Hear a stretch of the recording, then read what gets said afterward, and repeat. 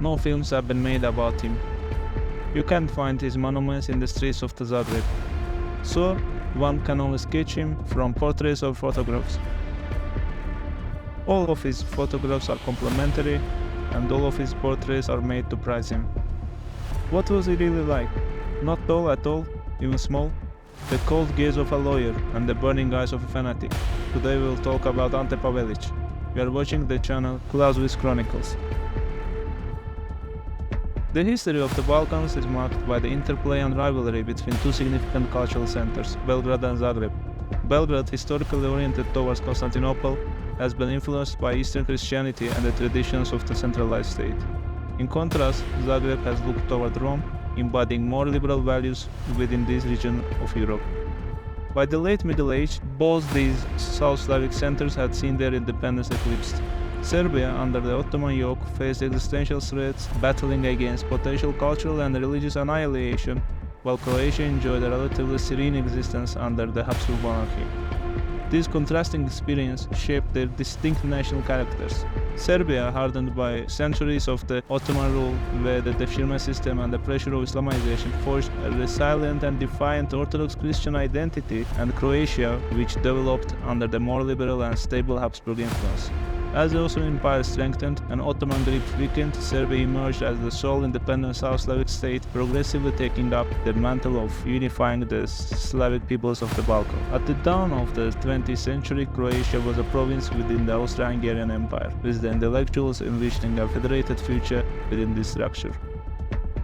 This vision was shared by Slovenes as well, indicating a preference for a larger federal state over separate national states for each South Slavic group. Concurrently, the Serbian kingdom was expanding its territories through victories against Ottoman Empire. Despite Serbia's political and military successes, its economy, primarily agrarian, struggled to compete with the more developed urban centers of the Croatia and Slavonia. The end of World War I in 1918 marked a significant shift, with Serbia annexing Slavic provinces of the Austro-Hungarian Empire and forming the Kingdom of Serbs, Croats and Slovenes. However, the Serbian leadership's focus on the greater Serbian nationalism missed the opportunity to foster a unified Yugoslav identity, intensifying Croatian nationalism.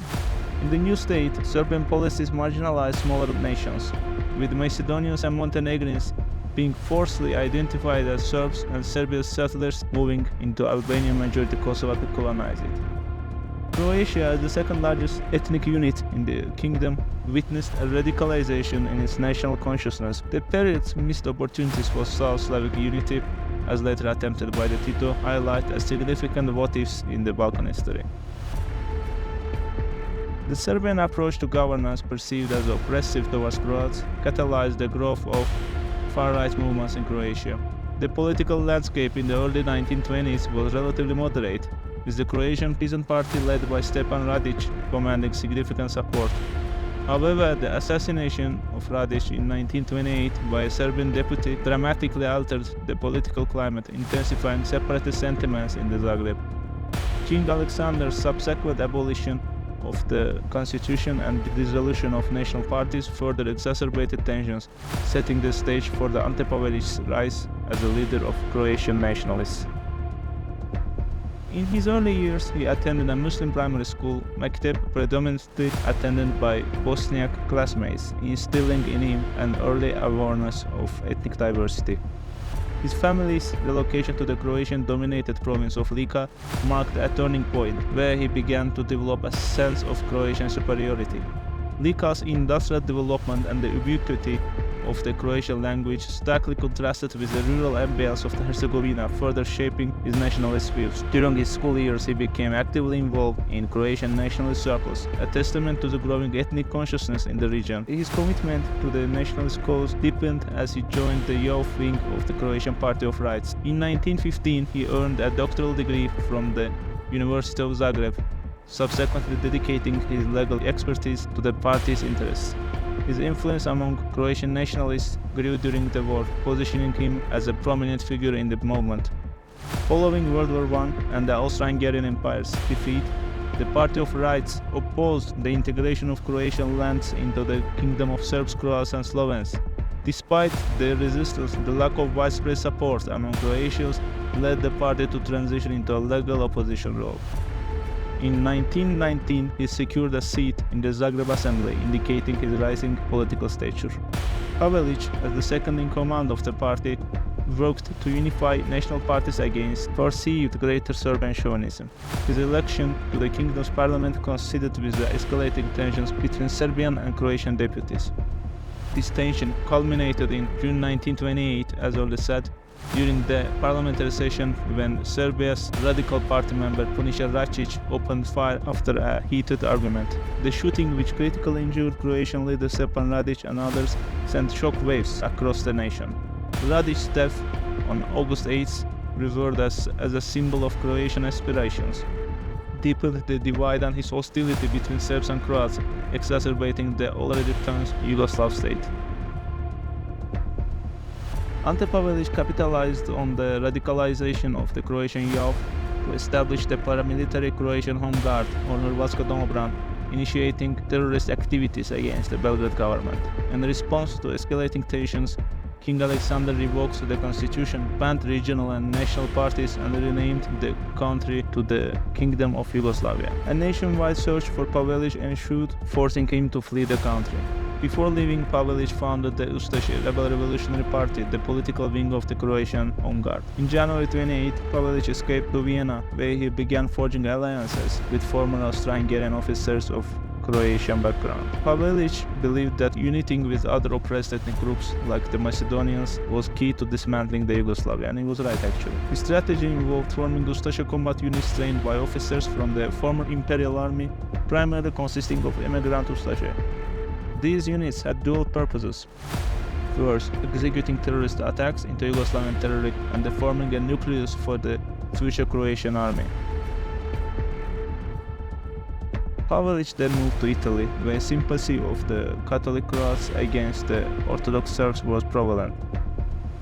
Mussolini saw an opportunity in this and agreed to support Pavelić, demanding in return that Dalmatia and the entire Croatian coast to be recognized as an Italian territory in the future. Pavelić accepted Mussolini's terms, leading to the establishment of Ustaše's training bases in Italy. The trained Ustaše soon became a formidable force conducting raids into Yugoslav territory from the Italian-Yugoslav border.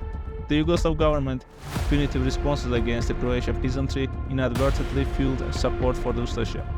The Ustaše escalated their campaign, targeting high-ranking Serbian officials, framing their actions as righteous revenge.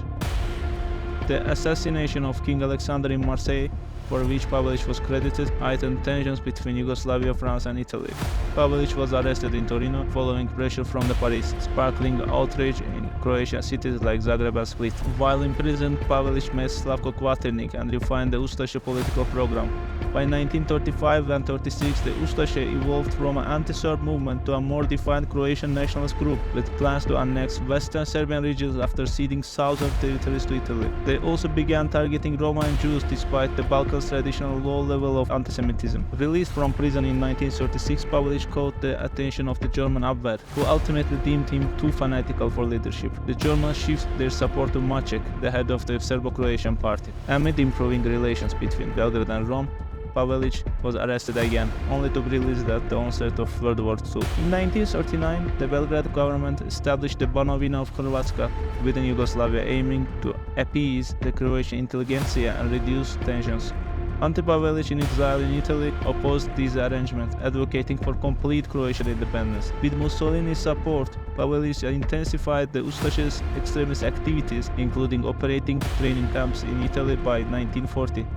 Mussolini's expansionist ambitions led to the Italian invasion of Albania and plans to attack Yugoslavia, which were thwarted by unexpected Greek resistance. On March 25, 1941, Yugoslavia, under Prince Pavel's regency, joined the Axis powers by signing Tripartite Pact, largely due to pressure from the Nazi Germany. The decision to align with the Axis was met with widespread disapproval in Yugoslavia, particularly among the Serbian military and populace. 2 days after the pact signing, military coup occurred in Belgrade, led by pro-Western Serbian officers who opposed the Axis alignment. The coup resulted in 17-year-old King Peter II being declared of age and the formation of a new government aiming for neutrality in the war. This shift in government and policy was seen as move away from the Axis, leading to the subsequent retaliatory actions. Nazi Germany, feeling betrayed by the military coup in Belgrade that installed a pro-Western government, responded aggressively just days after Yugoslavia joined the Axis powers. On March 29th, Mussolini summoned Pavelić, discussed the impending war and the recognition of Dalmatian territories as part of Italy. On April 6, 1941, German forces, along with Italian, Hungarian and Bulgarian support, launched a swift invasion of Yugoslavia. The Yugoslav army was overwhelmed and capitulated within 11 days, leading to the country's plunder by its neighbors. The invasion resulted in the fragmentation of the Kingdom of Yugoslavia, with its territories divided among the invaders. Germany seized control of Slovenia, Serbia and the Banat. Italy annexed parts of the Dalmatia, Montenegro, and occupied other regions. Hungary took Bačka, parts of Baranya, Međimurje and Prekmurje. Bulgaria occupied parts of the eastern Serbia and Macedonia. 4 days after German forces occupied the western part of the kingdom, Slavko Kvaternik arrived in Zagreb and declared the independence of Croatia.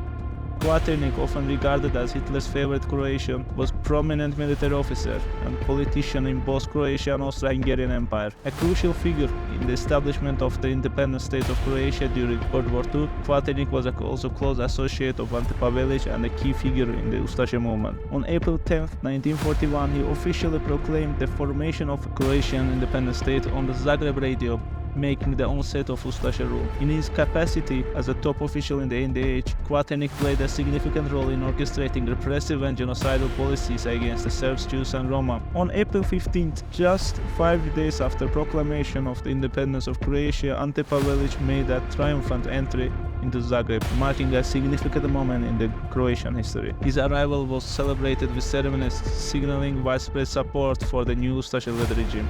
This event solidified the Ustaše's control over the NDH and heralded the beginning of a period characterized by authoritarian rule and widespread persecutions. The NDH was established with a fascist ultranationalist ideology as its core, becoming an authoritarian state where political opposition was brutally suppressed. The Ustaše regime under Pavelić's leadership established a secret police force, the Ustaška Narodna služba, which played a central role in enforcing the regime's policies and eliminating any opposition, which predominantly consisted of anti-fascist Croats. Central to the Ustaše movement were the ideologies of pure Croatian blood and Catholic identity. Prior to the war, Croatia had been a model of multicultural coexistence, with Serbs and Croats living together. The genocide of Serbs in the independent state of Croatia during World War II is a profoundly tragic chapter in Balkan history. Driven by extremist ideologies, the Ustaše sought to establish an ethnically pure Croatian state. Serbs, along with Jews and Roma, were the primary targets for extermination, expulsion or forced conversion to Catholicism. Concentration camps like Jasenovac and Stara Gradiška became infamous sites of the mass murder. Estimates of Serbs killed in Ustaše camps vary, ranging from the tens of thousands to several hundred thousands. The United States Holocaust Memorial Museum estimated that 320,000 to 340,000 ethnic Serbs were murdered by the Ustaše, with up to 100,000 at Jasenovac alone. These figures include victims of mass shootings, forced marches and other forms of extermination, not just those killed in camps. The Ustaše frequently engaged in forced marches, mass shootings and the destruction of the Orthodox Church and villages. Their campaign combined nationalist and religious motivations, sometimes collaborating with elements within the Catholic Church. The Vatican and Pope Pius XII's role during this period, especially regarding the genocide in the NDH, is a subject of an ongoing historical debate. Critics argued that Pope Pius XII did not sufficiently condemn the atrocities against the Serbs, Jews and Roma. Defenders of the Pope assert that the Vatican was aware of the atrocities but chose to act discreetly to avoid worsening the situation. While there were instances of Vatican diplomatic interventions and efforts to aid victims, comprehensive public denunciation of the Ustaše's actions were limited. The involvement of Alojz Stepinac, the Archbishop of Zagreb, with the Ustaše's regime is controversial. While he initially collaborated with Pavelić, it's inaccurate to say that he supported their genocidal actions. The notion of the church support for the Ustaše is not widely accepted in the global historical community, and it's more accurate to say that Stepinac did not foresee the Ustaše's extreme inhumanity and felt constrained in his position. Internal policies of the Zagreb regime significantly contributed to the rise of the Partisan movement in Yugoslavia, one of Europe's most formidable resistance movements during World War II. The Partisan resistance began shortly after the establishment of the Ustaše's regime in 1941. The brutal treatment of the others galvanized many to join the partisans in opposition to the regime's terror. Led by Josip Broz Tito, the partisans conducted operations across various Croatian regions, including Dalmatia, Slavonia, and Gorski Kotar. They employed guerrilla warfare tactics targeting German and Ustaše forces, disrupting supply lines and establishing free territories in the areas like the Petrova Gora Mountains. In 1941, the partisans faced Operation Trio, a concerted effort by German and Italian forces to quell resistance in Croatia and Bosnia. The resistance gained significant momentum following Italy's capitulation in 1943, which enabled the partisans to acquire Italian arms and control over the former Italian territories in Dalmatia. In Croatia, the partisans engaged not only German and Ustaše forces but also contended with other groups like Chetniks and Domobrans. Key cities such as Rijeka and Dubrovnik became major battlegrounds, with the partisans eventually liberating them as the war neared its end. The partisan movement's effectiveness in Croatia and across Yugoslavia led to their recognition as the legitimate Yugoslav resistance force by the Allies. The defeats suffered by Pavelić's forces in Croatian forests mirrored the setbacks faced by Hitler in Russia and Mussolini in Sicily. Following the Wehrmacht's defeats at Stalingrad and Kursk, Axis forces began a general retreat, losing their strategic initiative. The Allied landing operations in Sicily and Italy precipitated the capitulation of the fascist government in Italy, dealing a significant blow to Pavelić, who lost a crucial ally. As a result, Croatia increasingly fell under German influence. The waning confidence in the Axis powers led senior officers of the Croatian army to stage a military coup, taking control into their own hands. The Lorkovic Coup, a pivotal event in the history of the Croatia, was initiated by Mladen Lorkovic, the Croatian Minister of the Interior, and Ante Pavelić, the Minister of the Armed Forces.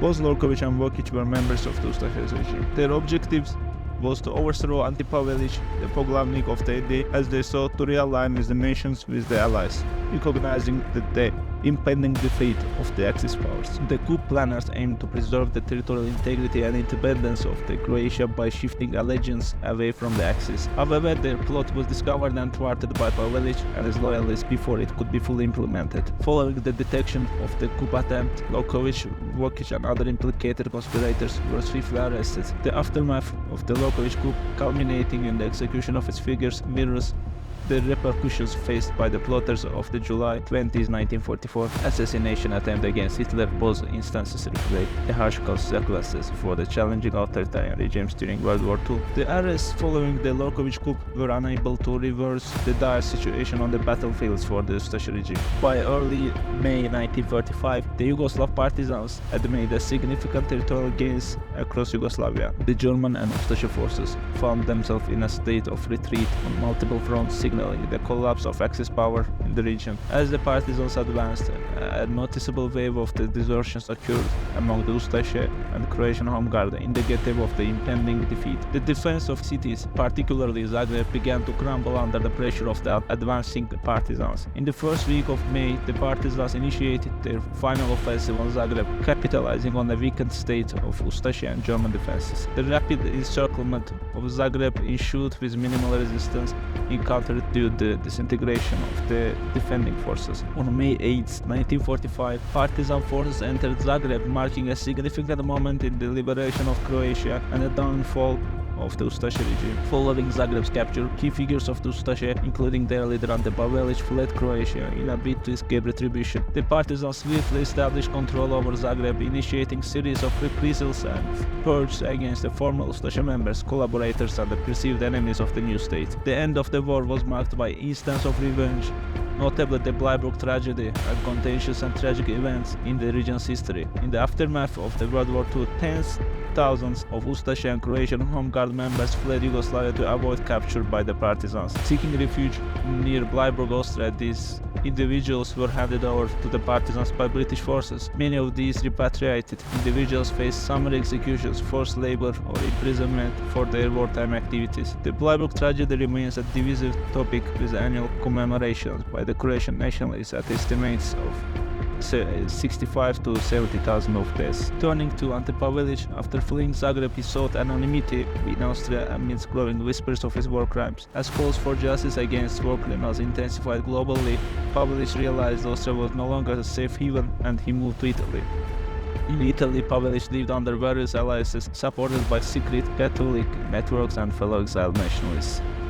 Despite his efforts to evade justice, the demand for accountability for war crimes persisted, making Italy an increasingly precarious refugee. By 1948, Pavelić sought sanctuary in Argentina, a haven for many former Axis officials. Under the regime of the Juan Perón, Buenos Aires, Pavelić endeavored to rekindle the Ustaše ideology and plotted his political resurgence. However, the past was inescapable, and in 1957, a Yugoslav intelligence orchestrating assassination attempt was implemented. The assassination attempt on Pavelić was a covert operation, the culmination of the relentless pursuit by Yugoslav intelligence to bring him to justice. The attack occurred in Buenos Aires, where an assassin believed to be Yugoslav agent shot Pavelić while he was on the street, a stark reminder that his past actions had not been forgotten. Also, Pavelić survived the initial attack. The severe injuries he sustained marked the end of his active involvement in the political intrigues and his aspirations to revive the Ustaše movement. Today, the legacy of Ante Pavelić and the Ustaše remains a divisive and sensitive issue in Croatian society, reflecting the complex layers of the national history. While there are small factions within Croatia that still harbor sympathies for him, these groups are far from representing the broader public sentiment.